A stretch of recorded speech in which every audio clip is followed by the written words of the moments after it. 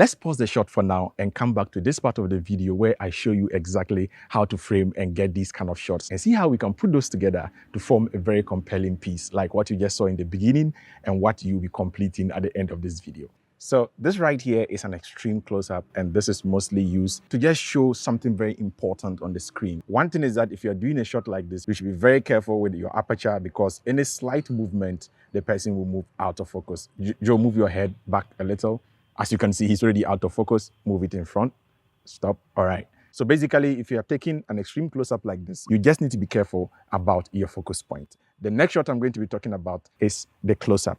The close-up shot is typically right from the chest up to the face, and this is mostly used to show very important things on the screen. For example, I'm just saying that this guy is the most important person on this screen, and so all of you should concentrate on him. So that is the power of the close-up shot. It's a very powerful shot that, when used correctly, can really give you very amazing results. When I move back here, what I now have here is a medium shot, and as you can see, this is more or less like an interview shot. Mostly this is very popular, and then you can still use this in movie scenarios. It is from the waist level up to the head level, and you need to make sure that there is enough headroom, and this is how to frame such kind of a shot.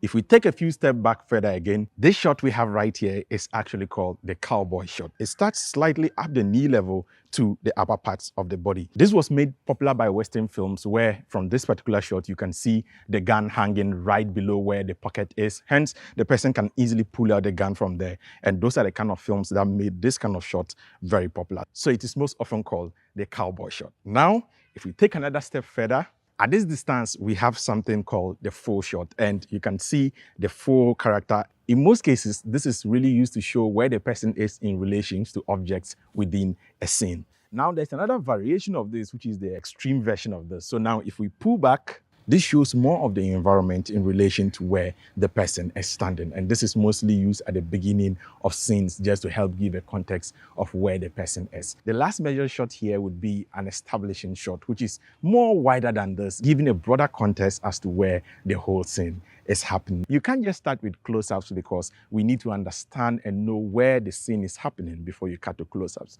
However, once again, this is an art form because we actually do have something we call from ambiguity to the known, where you can rather use this to your advantage by starting with a close-up shot of something. Then the audience keep wondering what's going on. Then you now start from there and work your way out, out, out. So the wide shots are now in the middle towards the end instead of the beginning. So you just keep your viewers wondering, hey, what's going on? Where are they? And then that can also be a very powerful tool. Now that we've learned all these shots, let's put them together and let's continue to watch the short film right from the beginning to the end. Let's get back to the shots.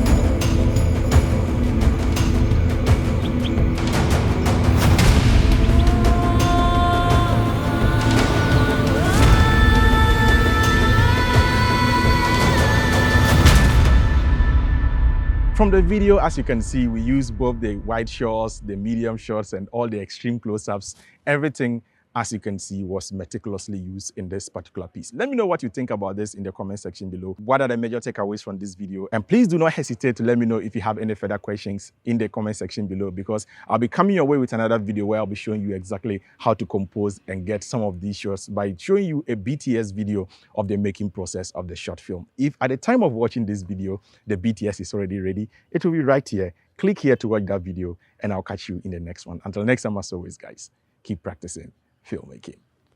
Peace out.